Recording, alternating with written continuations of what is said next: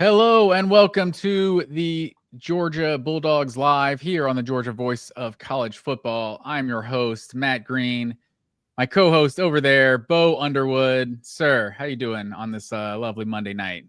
I'm doing good, man. I'm doing good. I just got back from work. Had to rush my way onto the stream, but we're coming off a crazy game. We've got a Monday night football doubleheader tonight. Like things are good, man. I can't complain. That's true. We're usually not competing with Monday Night Football. They're throwing us off this week, starting early. Is Tampa Bay and who's playing? Tampa Bay's playing Houston right now. Nico Collins just had a crazy touchdown, and then tonight the Raiders play the Chargers at 10, which I think. Oh yeah, strong fantasy implications. I know everyone loves to hear about everyone's fantasy football team, but mine feels a little more topical since my entire draft strategy is to draft as many Georgia players as possible. Unfortunately, missed out on James Cook. I feel like I may have reached on Ladd McConkey in the second round, but I got McConkey and Bowers on my squad, so it's like I also got the Eagles defense and who else? I think I got Pickens. I got Pickens and then Stafford later. So it's you got all the guys then, man. Yeah, it's like James Cook. Unfortunately, I was playing this week and I think he had a huge game against. You gotta get Swift at your flex. Yeah, I tried. You know what I mean? I try to get as many as I can, but yeah, so we'll see. I also got Justin Herbert. So we'll see if McConkey, Herbert, and Bowers can have a night and help my fantasy squad. But yeah, for the people that want to talk Georgia football, we're not an NFL show. Thomas T-Bone watching live. Appreciate you. With the Go Dogs. Appreciate Thomas you watching live. Tell your friends.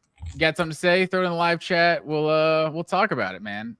Maybe. Well, if it's good, we'll talk about it. If we don't think you're a bot. Yeah, there you go. But man, it's been an excellent 48 hours to be a Georgia Bulldogs fan. It's interesting. My brother actually raised this question earlier today. It was kind of weird after the Ohio State game a few years ago how so much hype was around CJ Stroud after that game. It was like, hey, Stetson, the one not getting mocked in the first round, had a hell of a game as well against a damn good Ohio State defense.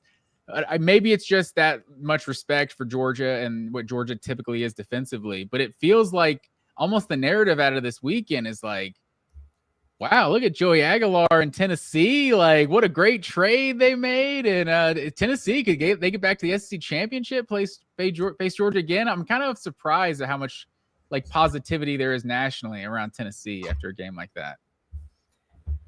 I can kind of understand it just because, I mean, you can go back to our show from April and you'll probably hear me declaring Tennessee dead to rights because the way that the end of their camp went with Yamaliava, forcing his way out on like the last day of camp, I think it was. And, then them being like, yeah, it was like the day before the spring game. It was like, wait, he might not actually play. Yeah. And then at the last minute, they're like, all right, well, we got this, App State quarterback to transfer in. He was going to go to UCLA, but now he's coming here. Who knows? Hopefully we can salvage the season. And man, Joey Aguilar, I really do think he is deserving of the praise that he gets for his performance in that game. He was money. I mean, we'll get more into the weeds of it in a second, but I've got no problem with giving Tennessee credit that they deserve. I know that their fans are sick of losing to Georgia, and it's year 9, and they're over the moral victories. But in today's era of college football, where the regular season doesn't really matter anymore, and you can lose a few games and still have a chance at the national championship, I think Tennessee has every reason to feel better about. I mean, maybe not better about their team overall because they did just lose, but I kind of, there was a real chance that Joey Aguilar was going to go out there and turn into a pumpkin against his first ever SEC defense, and that didn't happen. And I think you got to give him a lot of credit for that. No, I think that's fair, and just the unlikeliness of like your quarterback just bouncing on you and. You got an upgrade somehow post spring. Like it is pretty insane. I'm not saying it's not a story, and Aguilar is definitely, he looks good. Just an observation, take it for what it's worth. But yeah, I think when it comes to, and he did throw a couple picks, but he torched Georgia's defense for most of that game. Started But like 18 of 18 or something. yeah, it was just insane what he was doing. But yeah, like there's never gonna be. I don't know. I can't imagine ever having another story like Nico, and for one, not being that good. And maybe this changes Josh Heupel's strategy of just like don't even recruit quarterbacks coming out of high school. Just go get a guy who's been whatever for 2 years at another school, and then he's 23, 24 years old. That's the kind of guy that I guess Heupel can win with.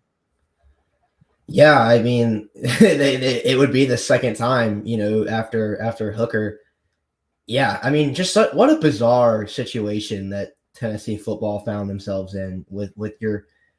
I know neither of us are very high on Yamaliava before all this happened, especially not now, but still, man, your 5-star future of the program quarterback just deciding on like the last day of camp that he wants more money and you're not going to give it to him, so he's out of there, and then I don't want to say like replacement quarterback, but that's kind of what it is.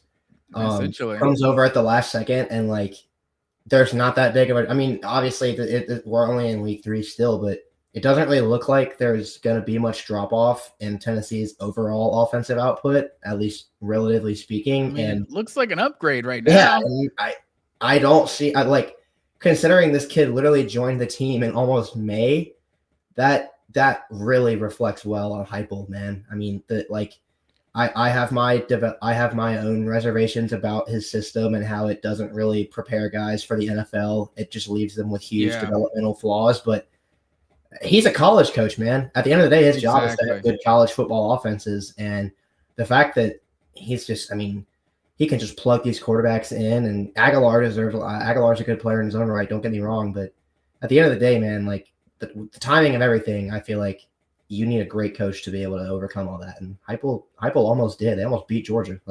Yeah, without a doubt. I mean, you could argue they should have.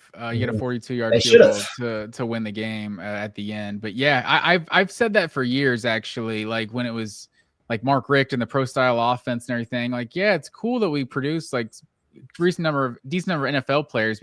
We seem to produce a lot of players that are a lot better in the NFL than they were at Georgia. And I would prefer guys who peak at 23 years old for all I care. Like I'm a Georgia fan. I want them to have their best days in college. But we got a super chat here. Let's call it out here. Caden the Diesel Freak.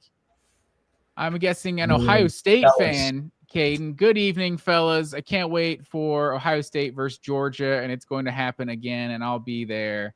Big dogs versus big dogs. Go dogs.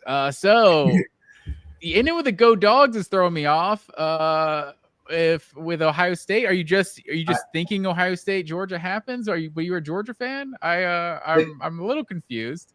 The go dogs could just be like solidarity, Doesn't go. And he followed it up with a go Buckeyes. I'm ready for Ohio State Georgia round 2. I always joked about Georgia Ohio State felt like the Cold War. College it really did. Like, there's this weird rivalry, but we never played each other. We just like hate they just hate the SEC and we hate Ohio State. So we're just like, oh man, you guys, if you were playing our schedule every year, you wouldn't be winning whatever Georgia fans used to say when we weren't winning natties or getting to college football playoffs regularly. But yeah, it was just like, it feels like there's a lot of Ohio people from Georgia or in Georgia, and so it's like you have to deal with Ohio State fans. But yeah, it was, and it delivered, man. The one time that we've seen, obviously, I think they played back in '93, Herb Street, Muschamp era. That was Herb Street, yeah. Because I think Herb Street have a pick or something. There was some sort of story about that game a few years back. But yeah, I mean, that's probably we're gonna get into the wildest wins of the Kirby Smart era, talking about this Tennessee game. But that Ohio State Georgia game is got to be up there with any game. I mean, that's probably the one of just like the craziest, most unlikely game that Georgia's ever won. But we'll get into that later. Shout out to CJ Stroud. Yeah, without a doubt. Marvin Harrison Jr. Sorry about that, man. Hey, I hope nothing but the best for Marvin Harrison Jr. now. Javon Bullard says hello. But he's fine. You know, he's not like he's still injured from it. So we're rubbing salt in the wound. Like he's back the next game. Like, although his rookie year, you know, maybe he hasn't fully recovered. I don't know. I believe in Marv to start playing better, man. Yeah, I do. But Malik Neighbors probably looks better. So yeah, Malik Neighbors, Brian Thomas, Lad McConkey. There's a few that look better to this point. I'm not gonna bring up Brian Thomas on the Georgia show, but dude, he played the worst game I've seen an NFL wide receiver play ever yesterday. Really? I know he had that drop there at the end. Trevor Lawrence, man. I know Trevor Lawrence is so angry. Anyway. Yeah, anyway. Let's keep it to college. But yeah, we'll dip. We'll weave, right? We'll weave back. But yeah, I think there's a reason for Joey Aguilar to be getting as much hype as he got. And I think it's not that Gunnar Stockton's not getting his love as well. Like that was just an incredible performance. And I talked, yeah, you were gonna say you watched it a bunch of times already. I've seen that Humphreys catch on my Instagram 50 times today. Like he's getting plenty of love for it. Like there's so many angles. Yeah, that slide was just so smooth. I don't know if you've seen like those Trey Turner gifs, like where he's sliding into home plate and it's just like the smoothest slide. That was sick. Yeah, like he really did just like it was a perfect throw, perfect catch, like a very underrated skill that receivers need to have that intrinsically means nothing, but I just think it helps, is if you can get up in a cool way after making a catch. like if you just get up off the ground and have it just look cool, like yeah, I feel like it just adds a lot. It just makes it's just sick. And I feel like the best receivers always get up cool. So Humphreys definitely passed the test there. He passed that test for sure. But we came on here, obviously we're giving Mike Bobo a lot of love after that performance, man. But I wanted to dig into the numbers, like just actually like rewatching this game, because I've defended the screen passes for years. Unfortunately, last year we just didn't have the personnel to pull off the screen passes. But Georgia just they prioritize blocking when it comes to receivers so much for this reason. It's like they have a certain scheme, a certain guy that fits what they're trying to do, and you got to block some. And sometimes you have elite playmakers like Brock Bowers and Lad McConkey that can also block some. And that's when you can be one of the best offenses in the country. But I was logging the screen passes in this game, and I'm going to include. I want to hear this. I'm going to include one that wasn't a screen pass, but just stay with me. Okay. On essentially screen pass formation, Georgia ran 11 plays for 135 yards. That's whatever that is. What, 15 yards, 14 yards per play? I didn't have the 12.3 yards per catch. So that's including obviously, and the most important stat of this is 8 of 11 success rate. Like that's the most important part because there's a 2nd and 4 where Dylan Bell picks up 6 yards. There was the third and 7 late where Dylan Bell picked up 10 yards. Like there was the 2nd and 15 after the penalty where Colby Young picks up 13 yards. The 3rd and 12 where Cash Jones gets 9 yards and Georgia goes for it on 4th down. And one of the bigger plays in the game to be able to keep that drive alive. So, and then the one I'm including in this is the fake screen that is set up by gashing them all day long. Then you have London Humphreys leak out instead of like he's going to block and then leaks out on the little wheel route for a 31-yard gain. Like I'm obsessed with that play. Like that honestly, I called it like earlier in the game because they after the Zachariah Branch touchdown, I was like, you see Lawson Lucky right here. At some point, Lawson Lucky is going to leak out for some, down the sideline. And they didn't do it with Lawson Lucky. They did it with London Humphreys. But it doesn't happen if you're not consistently just gashing this team with screen passes. I don't know what you want to call. I counted it. This could be generous. I don't know what you want to call that one catch to Oscar Delp. I think it was a little tight end, little slip screen because the pressure just got through immediately and it wasn't a screen, but it was kind of designed like it was a little a little slip screen to Oscar Delp and he picks up 18 yards. Like it was just the screen game was working. I didn't even mention the Zachariah Branch touchdown. Obviously, was that a 3rd and 10? It was 3rd and 10, I believe. 3rd and 10, you pick up, it was a 36-yard touchdown. Yeah. It was just Bobo had like one of his best games I've ever seen him call on Saturday. Yeah, absolutely. And I really don't think it was that different from the general philosophy that Mike Bobo has. You know, it's a lot of what Mike Bobo tries to do, especially or has been trying to do with Stockton this year, is, you know, run stuff that doesn't put a lot of pressure on him, you know, put his receivers in position to make plays in space, get yards after the catch, make guys miss, all that good stuff. And then off of that, you know, you have your play action stuff and your like that fake screen call. Yeah, that's a play call that was just totally set up by Georgia, establishing that tendency that much. Like, yeah, I thought this was a game that was pretty in line with the typical Mike Bobo ethos that people always criticize. That all he does is throw screens and run up the middle. It's like, but now you see why, man. When you have playmakers like Zachariah Branch and, you know, even Dylan Bell or like, you know, Oscar Delp is a pretty good runner after the catch. Kobe Young made some plays. Like, yeah, I mean, like you have guys that can make those kinds of plays. So why not trust them to make it? Especially when you have a first-year starter playing in Neyland with 100,000 people in his first SEC road start. You want to make that guy's life as easy as possible. And I thought Bobo did a great job of that. And I thought Stockton did a great job of, you know, stepping up and making the plays and the downfield throws that he needed to make when he was called upon to do that. Yeah, without a doubt, man. And we talked about this some in our post-game reaction, but just rewatching the game, it's just so obvious how much better this receiver group was than a year ago. Just, what was it? One of the 4th downs was that little slant to Zachariah Branch. Yeah. Like, that was a fastball, man. Like and there was another one, I think there was a 3rd down where he hit Branch on a slant that I got pick up like 20 yards on or so around midfield. Like, Branch could catch some fastballs there, like I don't know, 10 yards down the field. Like those were right on him. And there was also the Kobe Young, and that was a 3rd down conversion where I've seen that play kind of on my Instagram feed, where Gunner just gets rocked and he just still delivers the 3rd down, like 3rd and 7 or something.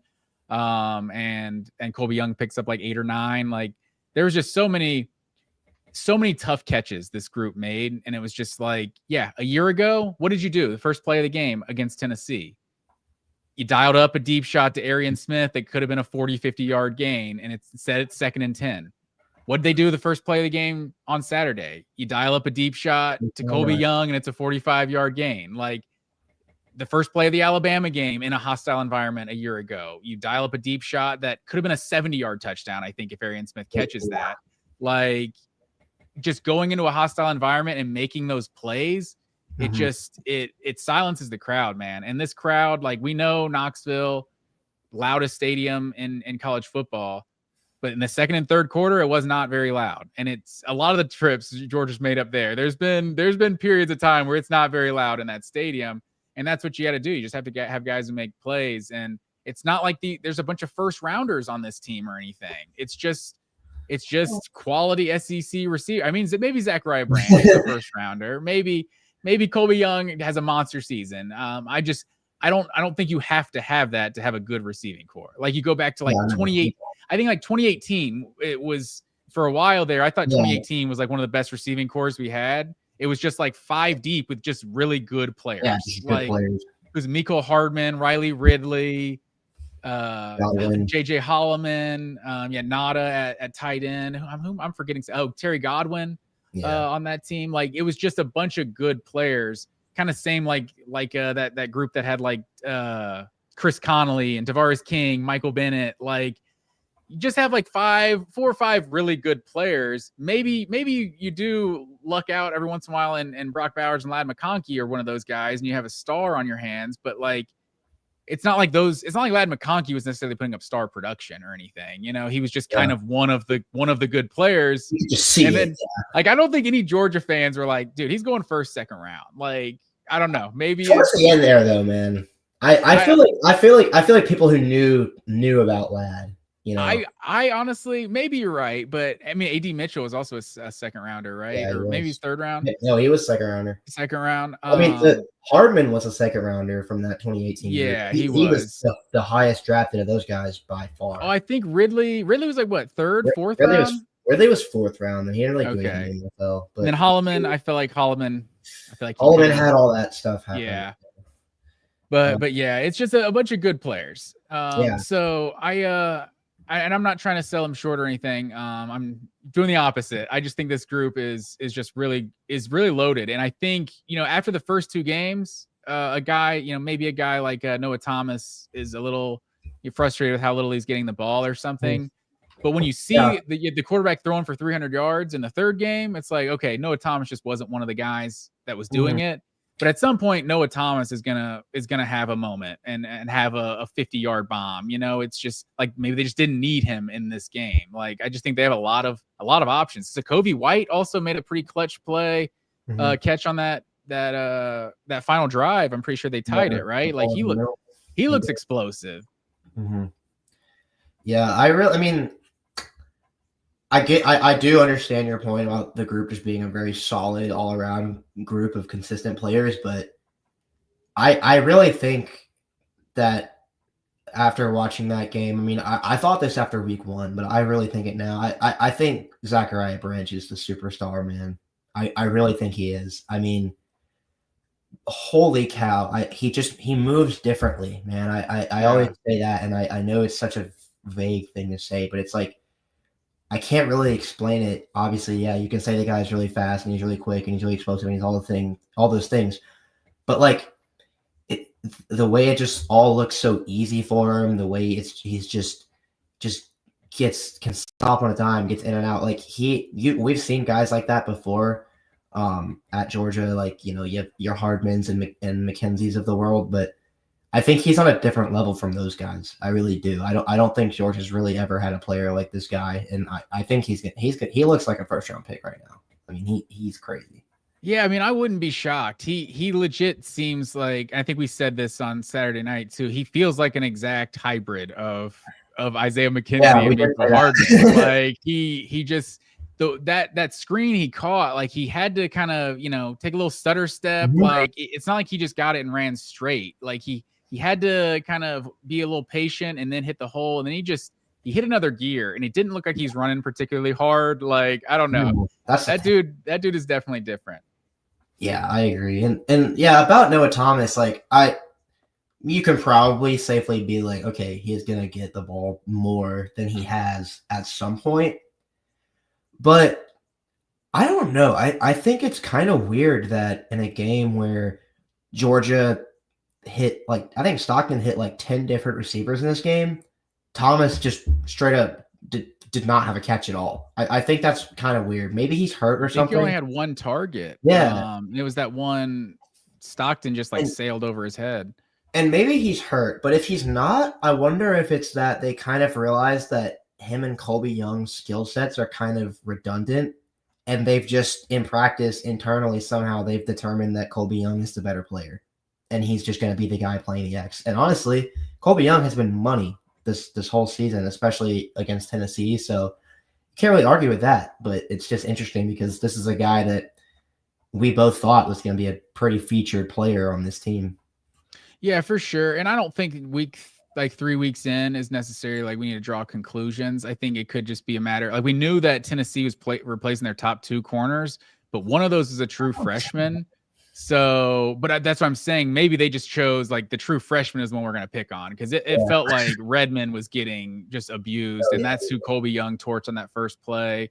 I think did he give up that final catch to Humphreys? I'm not sure. I've got to look. I can't remember who was in coverage on that. I should have been paying attention to that because that was a big. I mean, Tennessee top 2 corners. Like I went into this game. I mean, again, you can go back. There's about an hour of me last week saying Gunnar Stockton is not good, or that I was worried that he wasn't good. And so I kind of thought entering this game, like, Gunnar's not going to want to throw it down the field. Like, it doesn't even matter if their 2 corners are out. But no, I think you saw that be a huge deal. And who knows what would have happened if either of those guys had been in. I guess we'll never know. But that really, I feel like, turned the game was Tennessee's corners being out. And Georgia's cornerback play was not much better.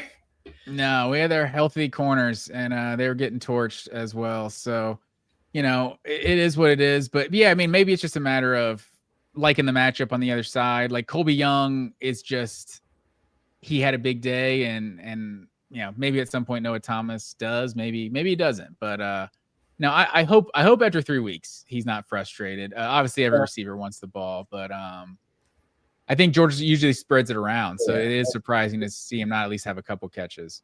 He wouldn't be at Georgia either if they thought that he was a guy that's going to come in like Keyshawn Johnson and be like, "Give me the damn ball."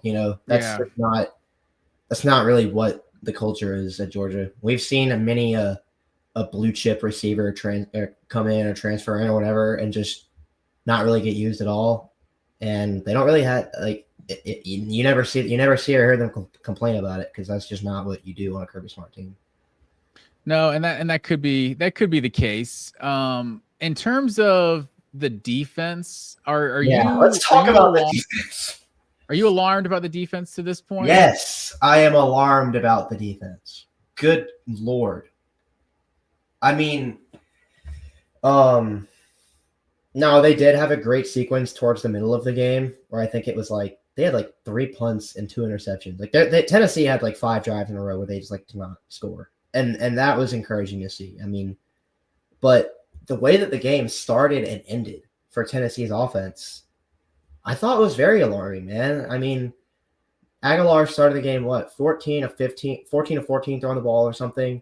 And he was doing it at all levels of the field, and he was doing it in all thirds of the field, too. That's what I thought was the most alarming. It'd be one thing if, like, Georgia kept giving up, a whole shot to the outside, or they kept giving up a crosser over the middle, or they kept getting gashed in the really short field stuff. But it was all of that. It was, Aguilar was pulling the linebackers apart over the middle and hitting them over the middle. He was hitting guys deep down the sideline. I mean, Georgia's cornerbacks were losing one-on-ones like crazy. I mean, Ellis Robinson ended up on SportsCenter like 3 different times, and so did Daniel Harris. I mean, and I understand, like, yeah, there probably should have been safety help there on at least 2 of those Chris Brazzell touchdowns for sure.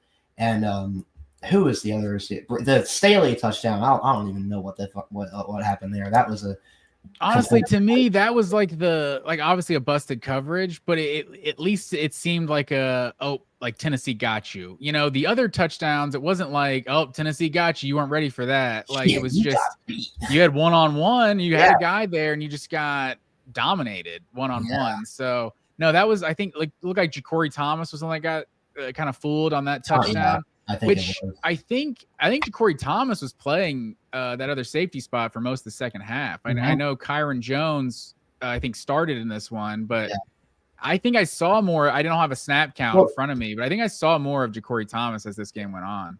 Jones did play a lot, though. I mean, Jones ended up with like 10 tackles. But yeah, Thomas, I rocked someone. There probably was more early. He did. I would say that I've got to go back and like watch the whole thing still, but you probably did see a little bit more Thomas in the second half. And Aguero was deep on that one interception. That's interesting to see him actually at a safety spot. So I don't know who was. I didn't look at the personnel of who was in like at star or what formation George was in on that specific. Did he line up at safety on that play? Yeah, like he was deep on that play. So I thought that was interesting. I'll have to go back and look at it, but yeah, I'm still interested to see what Georgia does in the secondary. I don't know that we have. I don't think there is another option at corner. No. I think it's Daniel Harris or Ellis Robinson. One of these guys has got to get better. We were talking about all 3 of them playing. I know. I was about to say, I literally came on here last week and I said with my chest, like, Georgia has 3 starting caliber players at corner. They need to get all of them on the field. I still kind of ultimately believe that. I mean, Ellis Robinson is like the highest rated cornerback prospect of all time. He will have better games than this. Yeah.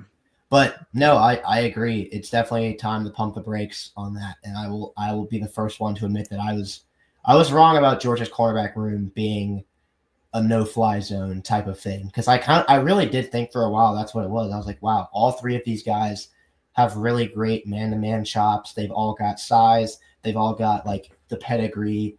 Dalen Everett is the most experienced defender on the team, and I still think Dalen Everett played a good game, and he'll be fine for the most part. But Robinson, especially, it looks like there's going to be a lot more growing pains there than we would like to see. And I really do think that's all it is. At the end of the day, is growing pains. It's a young player playing in his first like huge game and got beat a couple times. It happens, but it should not continue to happen. And if it does, then I'm very worried about this Georgia defense that we were both pretty quick to crown after beating Marshall and Austin Peay. Yeah, I feel like I was conscious to be like, well, we haven't played anybody, so we'll see. They look really good. They look fast. They look physical, but yeah, it's I don't know. I'm not as worried necessarily as you are. I think we're going to be looking up at the end of the season, and Tennessee is going to be one of the best offenses in the SEC.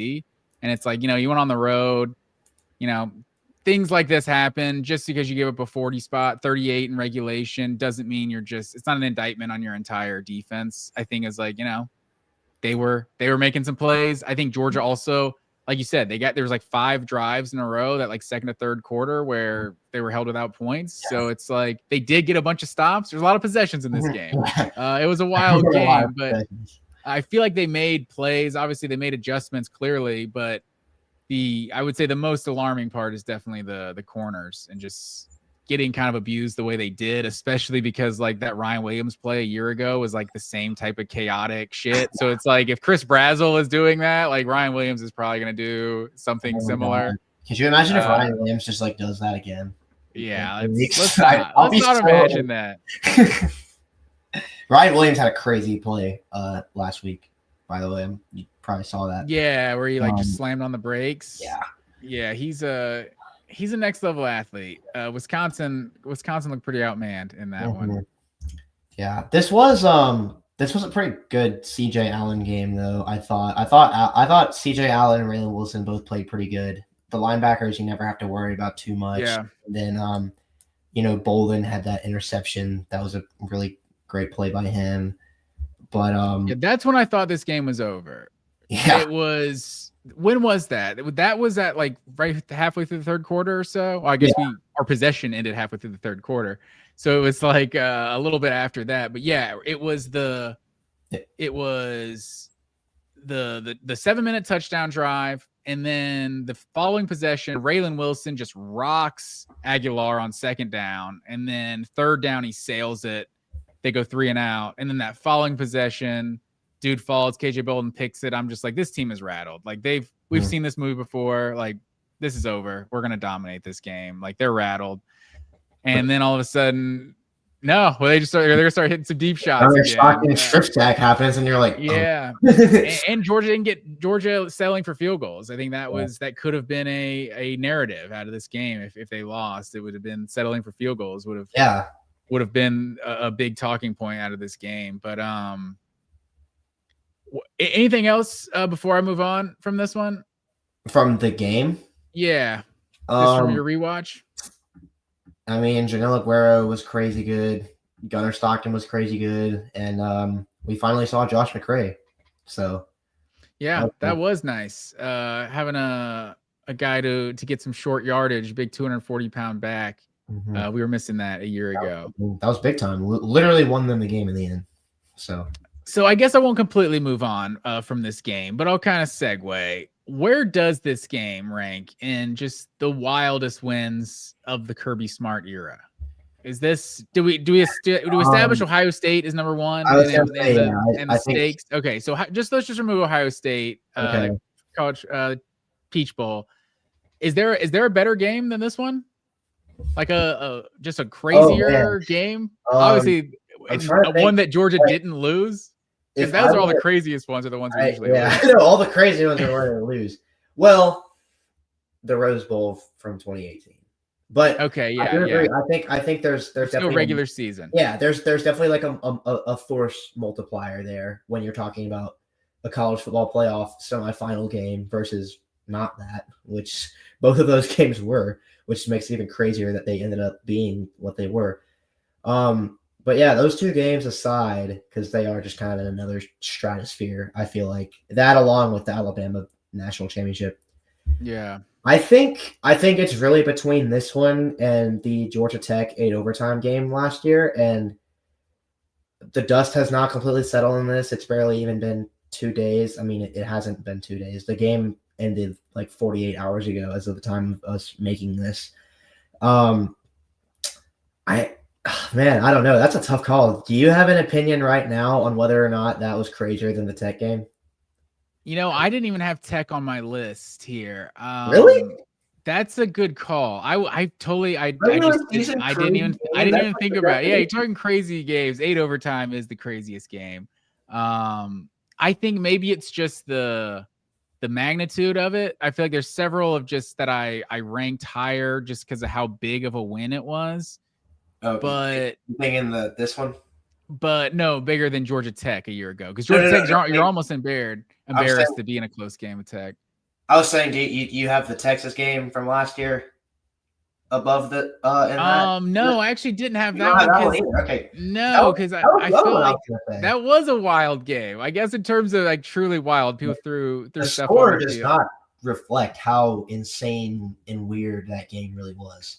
Yeah, that's fair. You're making excellent points. 2024 was a wild It was season in so general. weird. I guess That whole I'm thinking season, of like I guess I'm just thinking of like the biggest like magnitude wins, regular season wins of yeah, Kirby Smart's era. Because the first one, like this felt like a huge game. Obviously, we don't know how good this Tennessee team is going to be, but just I guess a combination of what we're saying, the stakes, and just being just legitimately just wild. Like it didn't seem like the kind of game that Georgia wins. You're sitting at a 4th and 6. You don't convert this, you lose. And Gunnar Stockton made and London Humphreys made one of the like greatest plays in Georgia football history. Honestly, like that's gonna be a game. Also, I should have had this ready on Saturday, but I'm gonna try it out right here, sir.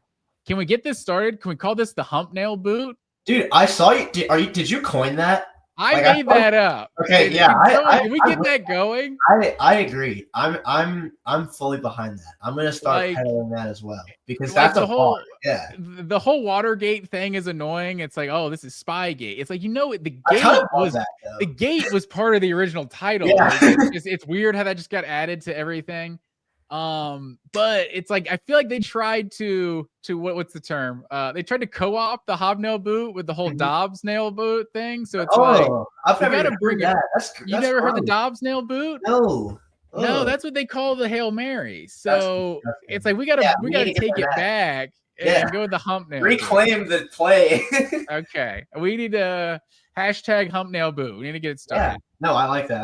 I saw you do that, and I was like, oh, he must have seen that on like somewhere. No, I'm taking full nice. credit for that. Absolutely. I think just vibes wise, 2017 Notre Dame is always one that comes into my head.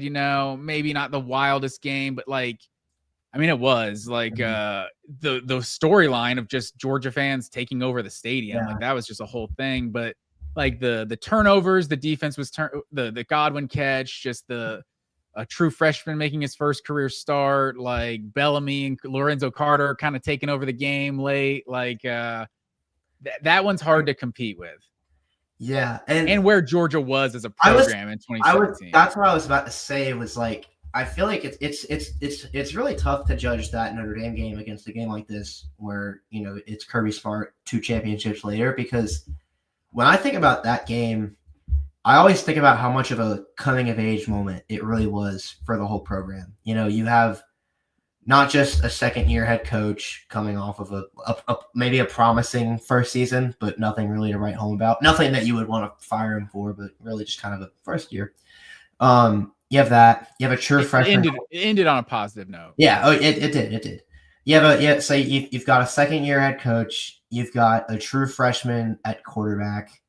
You've got all Mark Richt's guys on the roster. What was the reputation about Mark Richt teams? It was that they never win big games, especially not on the road.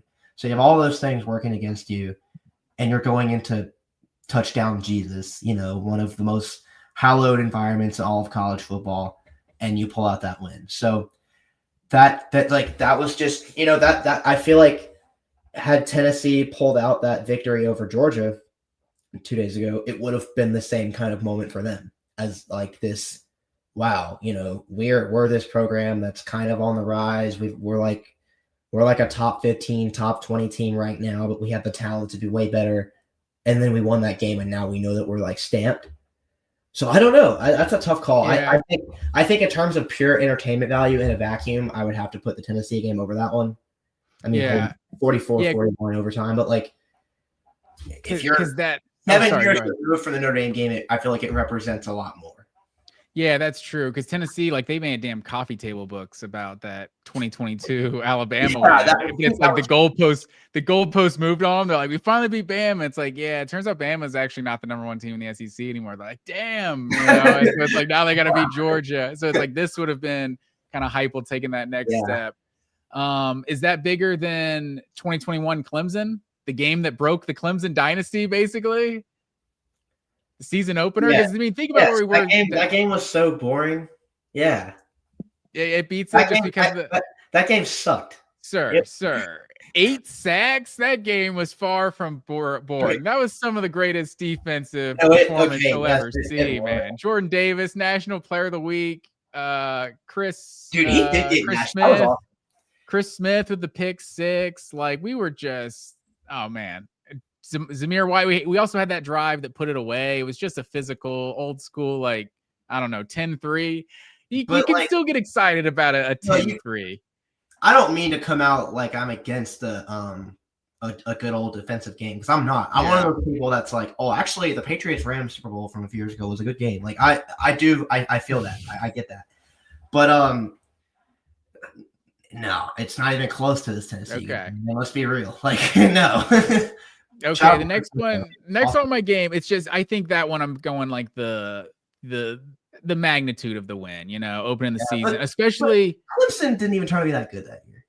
No, that's fair, but I mean, right then, but that's because we broke them, man. If they would have beat us, they would have turned out to be good. But I mean, at that point they'd gone to like 6 straight playoffs. Like, that was the year that it all ended. Yeah. So it was like, it really was like the beginning of the end of that dynasty. And then Kirby had the whole, you're either elite or you're not. Like, you say that after the first game of the season. The first game of the season, and then you win the national title. Like, that's big time. That is gonna be top 5 Kirby Smart, like, aura moments of all time. He said that after week 1, and they won the Natty. Like, that absolutely, man. And then a better game. I definitely fits this list better. Not the magnitude. 2016 Missouri. Ooh, you got Easton, Isaiah McKenzie. That's a deep cut. I hadn't even thought about that game.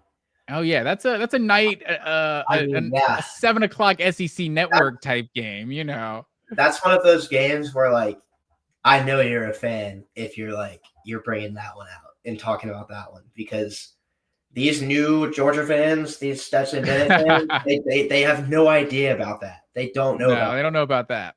So again, I just think in terms of the talent level on the field and all the hijinks that ensued, I'm still taking this Tennessee game just because I think there was more NFL talent on the field, and I think it was just weirder and wackier.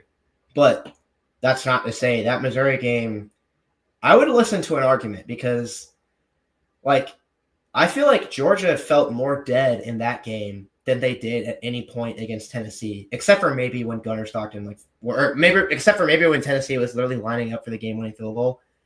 I feel like I really thought during that Missouri game that Georgia was just kind of done multiple times. And then out of nowhere, Eason or McKenzie or Quincy Mauger. The Mauger. Sorry. The pick he had, in the end zone, it was like, it felt like Missouri's just kind of about to go put this game away, and it was like, oh, they just threw a pick. Wait, we got a chance here. And I think I want to say that was Eason's first start too. I think that was his first start. I want to say it was, because that in North Carolina, Lambert would have started, and then Nichols was like the second game of the season or something, right? Where they almost lost. Did he not start against Nichols?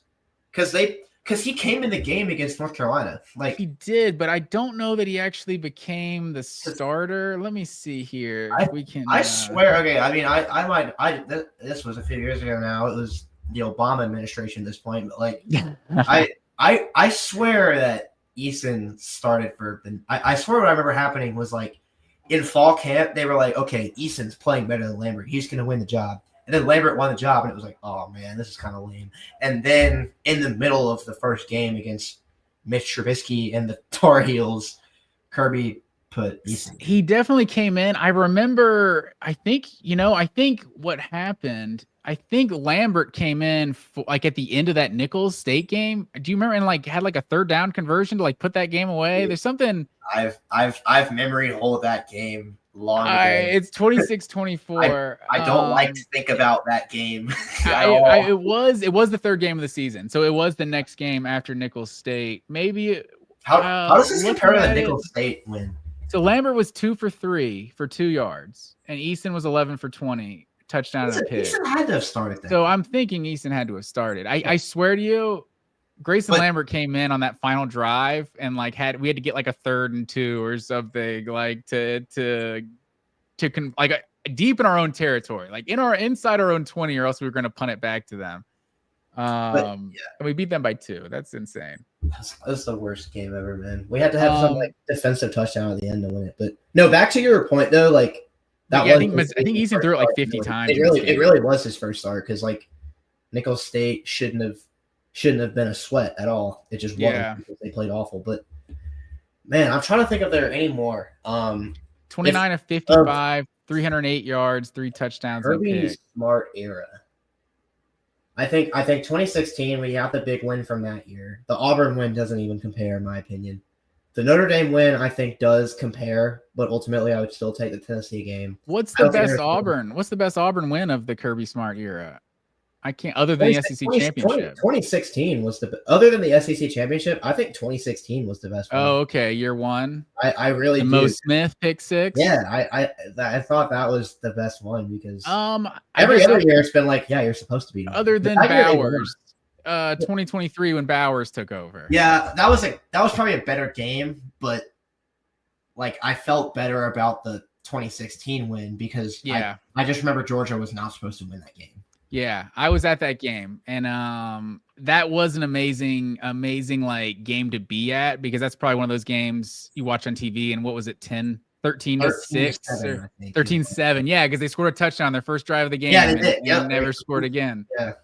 Because I don't think they got a first down the entire second half. So it's like it was an amazing game to be at, that you're just like, third down, I'm part of the defense. We're going nuts, and then every time, because it's nothing like getting hype on third down, and then they convert and it just kind of takes the wind at it. So it's like everyone going nuts, third down, then it's incomplete, and then it erupts again. It was just like that whole second half. That crowd, I feel like, was bringing the energy, and it was just like you said, it was that first signature win of Kirby's career, basically. Mm-hmm. Auburn was like top 10. That is a good one. That one didn't make my list. The last one I wrote down, I also wrote down a few, because it seems like so many of like these great moments have been blowouts, but I'll get to those. The last one I can think of that was like just like a great moment was 2019 Florida. So that's the one that ended that Lawrence Cager game where he went off. It ended what Crom had to hit. Was he Wolf? Eli Wolf? Was that his name? Wolf. Yep, Eli Wolf. Yeah. I had to hit like the third down to end the game. Yeah, I mean, that was a good game, but I had to be reminded of what happened in that game just now. Like in 2019 Florida? Yeah, this year's Tennessee game, I will not ever forget it as long as my my brain is okay. Like, dude, I really think it's between Tennessee and last year's Tech game for me. Like, to answer our question, what's the wildest regular season win?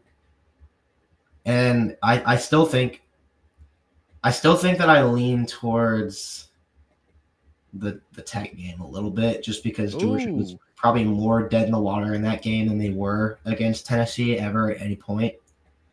But it's right. I might wake up tomorrow and flip, I think my hatred of the new overtime rules might make me put Tennessee ahead. But no, that was a wild one. I think it's just because the way I value the Tennessee game over the Tech game is probably what puts Tennessee just that little notch ahead. But a few I wrote down that were just like, I I feel like some like just the best ones are just like best moments have been blowouts, like 2022 Tennessee, or like 2021 Arkansas, or like the 2018 Florida game. Because not like as good as the Georgia Florida rivalry is, there aren't a lot where they're both in the top 10. So like that 2018, 2019, 2020 period, it's like we haven't actually seen a lot of periods like that. So 2018 was just a close game the whole way, and then Georgia's at blowing it up, blowing it open in the fourth quarter. And then 2022 Oregon, just some games where you just like Georgia kind of announced themselves the national stage with some of these games. Oh, the 2017 Mississippi State, that was an all timer. That was a good one. Yeah, those are all very high energy, good vibes, blowouts for sure. Yeah, it's definitely a lot easier on your heart when a game is like that versus the way it was against Tennessee. But man, I mean, we watched an all timer, man, just this past weekend, and I'm still trying to put the pieces together of what I even watched. Like I can't believe that game happened. Yeah, it was good stuff, man. I didn't expect Georgia. I mean, I did expect Georgia to win that game, but there was definitely many times where I doubted it along the way, including when dude had a 42-yard field goal to win it there at the end. I had made peace with the loss. I was like, good for them. Yeah, I'm like, you know what? I said all offseason, the Tennessee game is just the trickiest game. I don't know that they're the best team on our schedule, but this was always going to be one of the most difficult games on our schedule, in my opinion. So if Georgia loses, I don't think it was the end of their season. It really sucks to lose, not only be 2-1, already have a loss before September ends, but like it's really 0-1 because it's the first legitimate team you've played and you lose. It would, you got to win several in a row after that. So it's nice to be sitting in the win column. I barely reacted when the kick didn't go in just because I just was like, wow, we didn't deserve that. I was sure as heck do, sir. I was stone-faced after he missed it because I was like, that shouldn't have happened. He should have made it. We should have lost. We've earned this, all right. We've had our own battle scars through the years. It's our time now.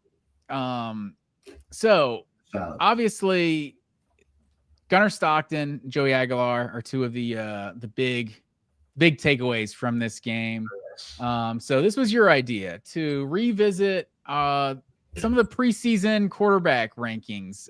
So I had some tiers. Let me put this up on the screen. These are my tiers. These are my preseason tiers. Before you guys, hate on me, this is what I thought before we saw any games in 2025. So just run through this real quick. I kind of had these tiers. Top 3, just the experienced, good quarterbacks: Garrett Nussmeier, Lenoris Sellers, John Mateer.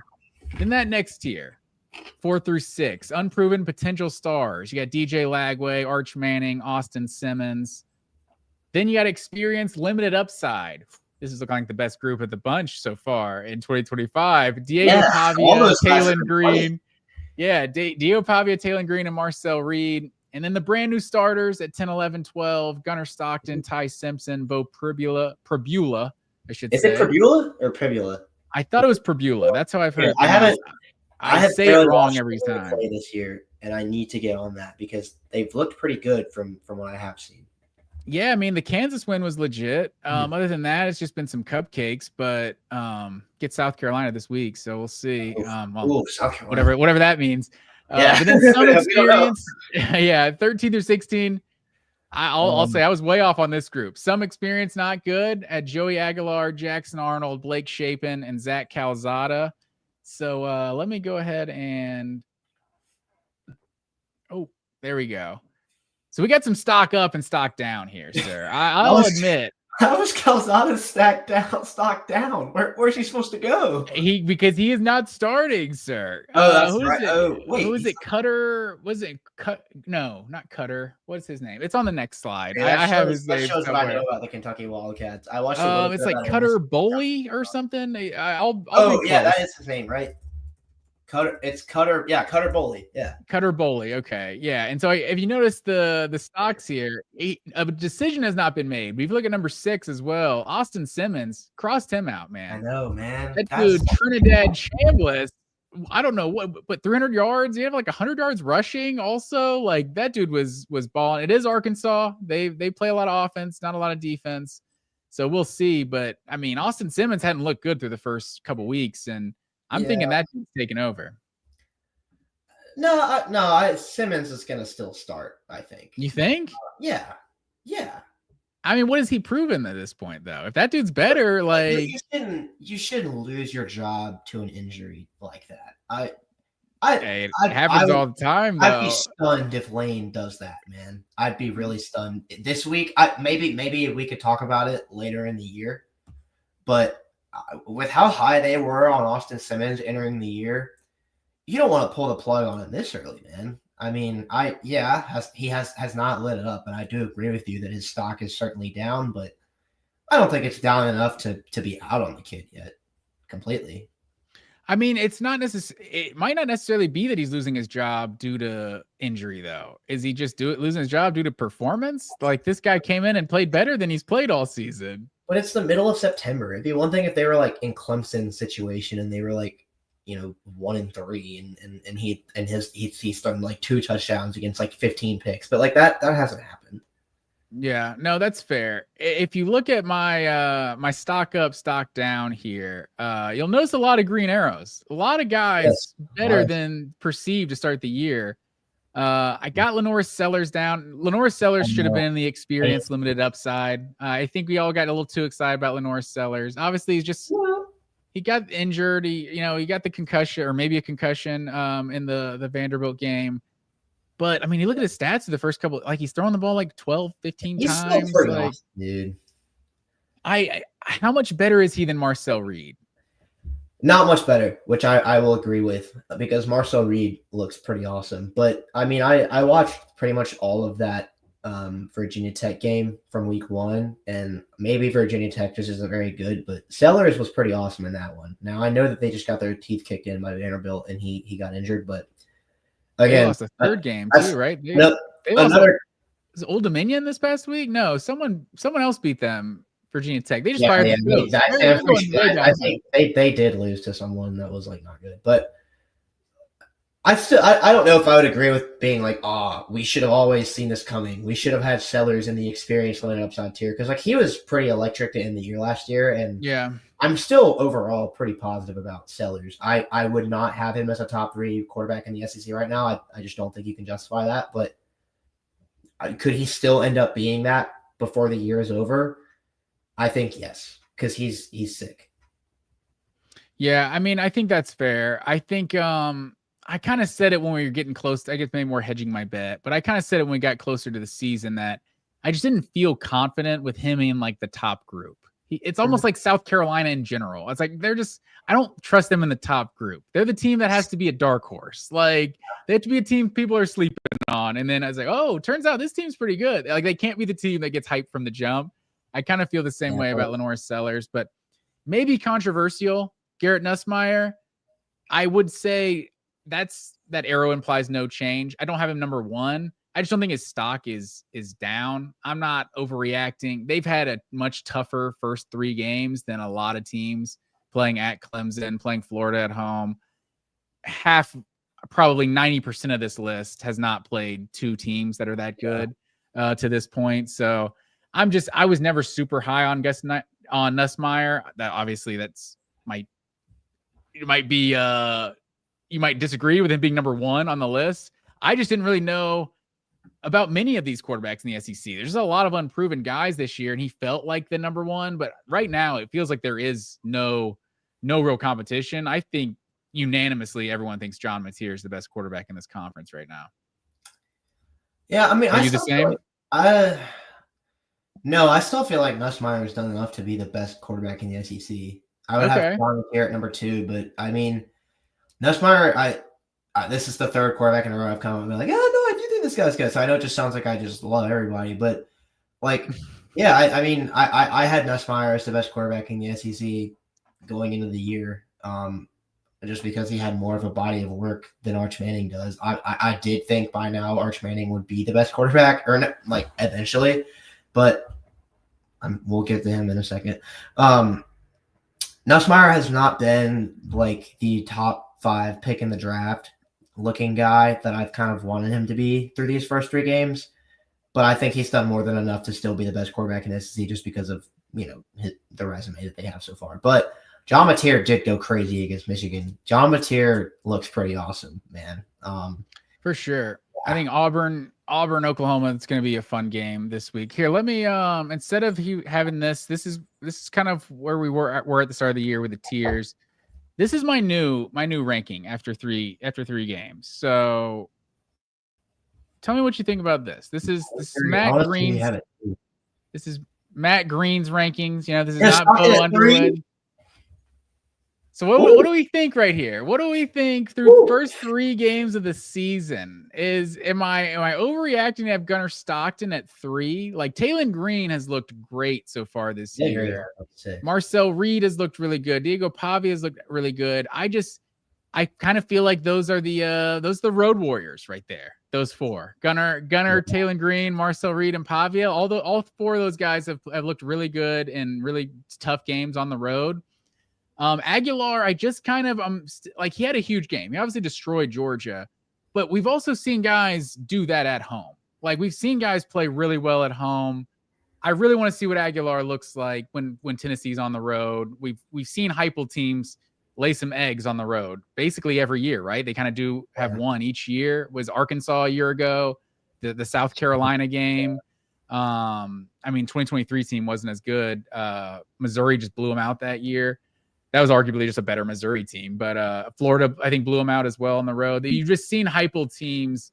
Obviously, Georgia blew them out on the road 2022, but you've seen a lot of Heupel teams struggle on the road. So Aguilar, I'm ready to put Aguilar higher. I think his ceiling is like maybe the best quarterback in this conference. Like I think that's not out of the realm of possibility. Absolutely. Maybe top 3. But I think to this point, we saw Nico put up 65 against Kent State a year ago. So Tennessee put up 70 against East Tennessee State isn't going to do anything to sway me. But balled out on Georgia, so I got him in the top half. And then Ty Simpson, we're going to learn a lot more about Ty Simpson. I think maybe if Ty Simpson abuses Georgia, maybe we're learning more about Georgia's defense than Aguilar or Ty Simpson. But I with how good he's looked through the first, I wasn't sure about Ty Simpson because with their schedule to this point, but I felt like maybe he rounds out that top half. Yeah, I'm not really sure what to make of Ty Simpson right now. I think we're just gonna have to wait and see how he looks against Georgia because he looked bad against Florida State and he's looked pretty good ever since. It's just hard to read into that when that's all your sample size is. I would put Aguilar even high. I don't want to overreact to one game, but that's what you have to do on September 15th. And man, I was just so impressed with everything Aguilar did pretty much against Georgia. I know he ended up with 2 picks on his stat sheet, but he was making throws from the pocket. He was getting out, and when the play broke down, he was finding guys. He was hitting all 3 levels of the field. He was hitting deep shots. He was hitting stuff over the middle. Like he did everything that you need to do. And I agree. Like it would be nice to see him again on the road, and I'll definitely be tuned in when that happens. But still, road or not, like he just played Georgia, and he did that. And I think that is. You kind of got to overreact a little bit with college football when everyone's only played like one conference game and stuff. And I think Aguilar is a top 5 quarterback in the SEC after that game. I just do. I mean, he looked like one. Yeah, I mean, you could definitely convince me. I wouldn't hate on anyone who thought he was a top 5, top 3 quarterback in the league. And this is just through the first 3 weeks, so not necessarily projecting, how these guys are going to finish. But then my bottom half got Blake Shapen. They had the big win over Arizona State. He's looked good so far. Bo Pribula, limited competition. He's looked better than what's his name and then Drew Aller to this point. So we'll have to continue to monitor that. I'm sure Penn State fans are. We got Lenore Sellers at 11. Trinidad Chambliss, because I'm thinking he's the new guy. I think he's the new guy. I still have Sellers at the top 8. Do you? I mean, look at his numbers though. He hasn't done much passing this year. Dude, he's good. He's just such a crazy athlete. I mean, he's probably more limited as a passer than I thought. You know, he can really connect on deep shots and he can really connect on quick hitters and doesn't give you much else, which that is limiting for sure. But like, he's such a powerful athlete and such a great runner, and he's just broken off so many crazy runs in his career that like, I just think he has an ability, like he has a game-changing kind of superpower that not every quarterback on here does. So I think you've got to rank him higher. No, that could be fair. I look at what they did against Virginia Tech, and Diego Pavia absolutely torched that Virginia Tech defense. Diego looks pretty awesome, dude. Steelers didn't exactly do that much, so. But he had some really nice plays in that game. Yeah. Overall, I watched that game and I came away from it being like, yeah, that was a good Sellers game. Yeah. No, he can definitely work his way back up this list. And then probably the most provocative part of this whole list, down at 13 and 14, we got Arch Manning and DJ Lagway, Sarah. Like Arch has looked so mediocre, and then Jackson Arnold at 15 and Cutter Boley at 16. But Arch has looked so mediocre, but at least he's not turning the ball over like DJ Lagway. Like, I feel like I trust Lagway as a prospect more than Arch to this point, because I feel like Lagway has at least shown the tools. Arch hasn't even shown the tools in his limited time playing at this point. But I mean, 5 interceptions, like that last one too was just, I don't know what the hell he was doing on that. Like Lagway, I think has, like, Arch is obviously the most disappointing player in college football from a national standpoint because of the hype that was put on him. Yeah. But I almost feel like Lagway has been more disappointing. Maybe it's because I just wasn't putting Arch at that level just yet. But Lagway, I'm kind of shocked. Maybe you saw the competition Arch was playing in high school, so I was kind of like, well, guys, let's wait and see. Lagway, you at least seen him shine a little bit in his freshman year. Like, you saw the flashes. So I'm more disappointed with Lagway, I feel like. I agree, actually. I haven't thought about that, who's been more disappointing this year, but I think, I think it is more disappointing to see what Lagway has done this year than Manning, just because if you want to attack that just from a Georgia fan perspective, we saw both of those guys in very limited action against Georgia last year. Arch Manning came in, looked overwhelmed, didn't have a chance in hell, got subbed out. DJ Lagway was actually kind of cooking, and then he got injured. And then once he came out of the game, it was a completely different game. And, you know, you and I are not Florida fans. It takes a lot for me to speak highly of a Florida player and really mean it. But, like, going into this year, I really thought Lagway was going to be a dude, and a lot of people did. I mean, that we were not alone in that. The national media, by and large, was like, they were preseason top 15 or kind of close to it, and the narrative was like, if DJ Lagway can stay healthy, there's no way Florida can't be a playoff team. And I mean, dude, like, losing to South Florida at home and then throwing 5 picks against LSU is just such a brutal 1-2 punch. I like, at my first glance, I'm like, 14, come on. But like, no, I think he kind of belongs down there right now. Yeah. I mean, it's just been such a brutal stretch. Well, and you consider the fact how many Florida fans, if you told them you're gonna give up 20 points to LSU in Death Valley? Yeah. Like, Florida's winning that game.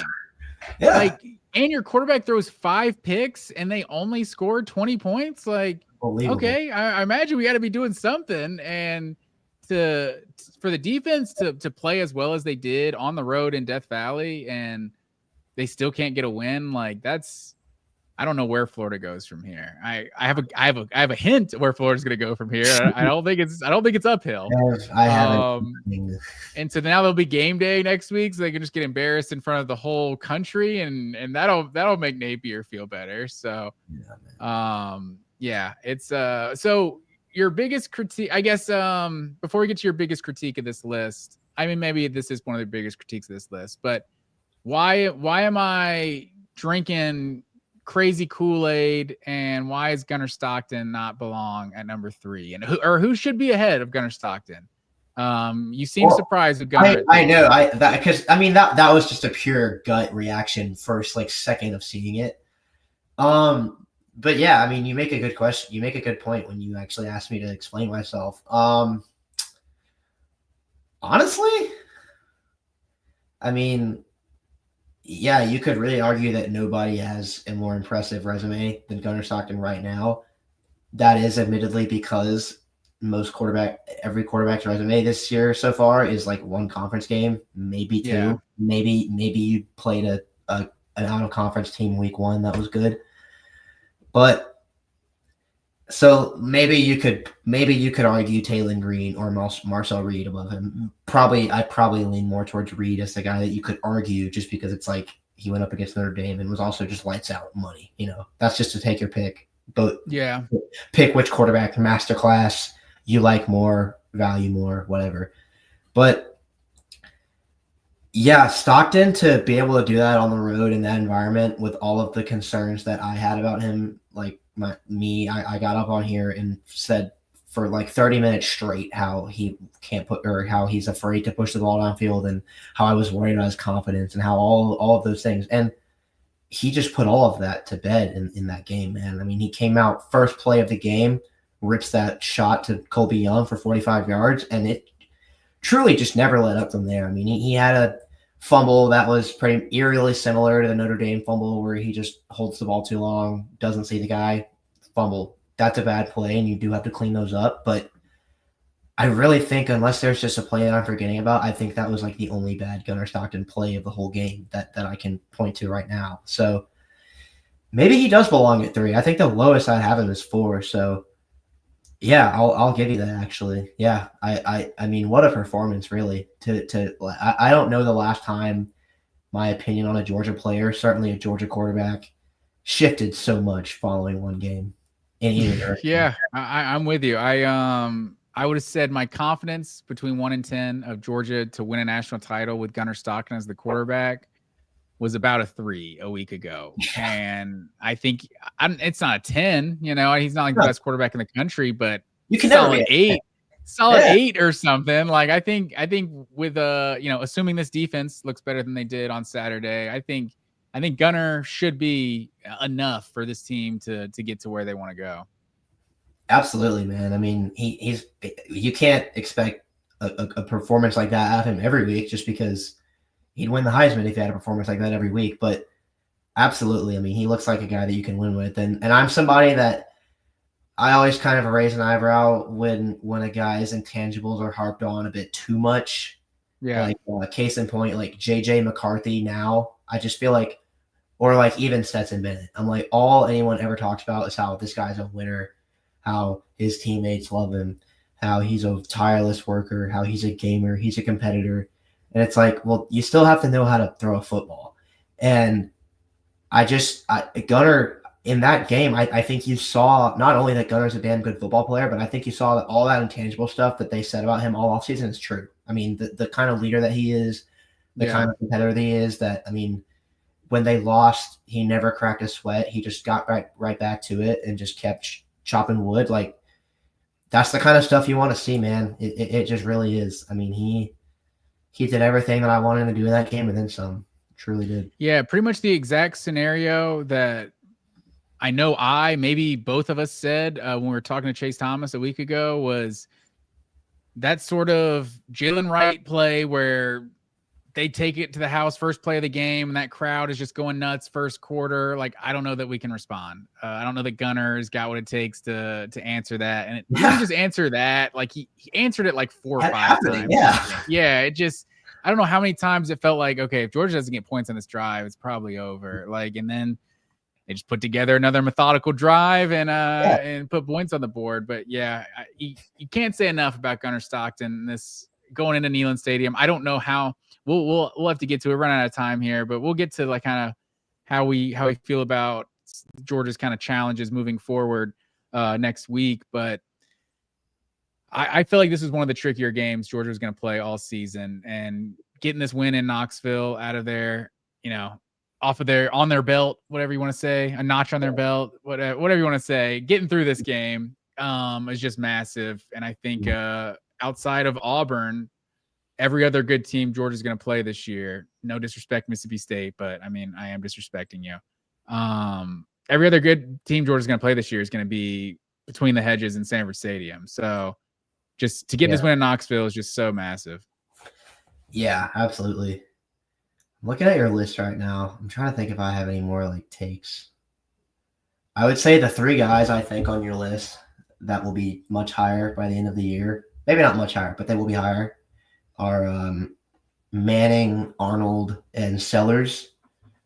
And I'd say the 3 guys Arnold, that I would have. Yeah, I think Arnold's been pretty good this year. We're gonna know a lot more. He's just not throwing the ball. It's like he's run the ball well. But we'll see if he can throw it.